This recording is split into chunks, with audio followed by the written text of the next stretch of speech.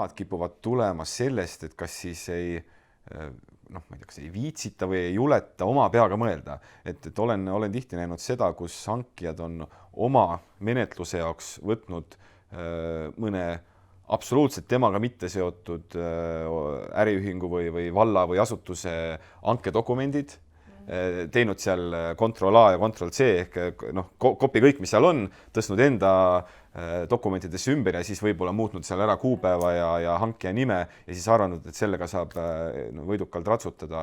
Aga see nagu üldiseski elus, et sa ei saa võtta mingisugust rehvide ümberkäitlemise lepingut, ma ei tea, piimamüügi jaoks endale põhjaks, et see ei vii võidule. Et sa pead ikka ise ka natuke mõtlema, et mida sina tahad ja kuidas see asi sinul konkreetselt võiks välja näha. Ehk hankija peab olema hoolas. Hankija hoolsuskohustus tegelikult võiks see märksõna olla.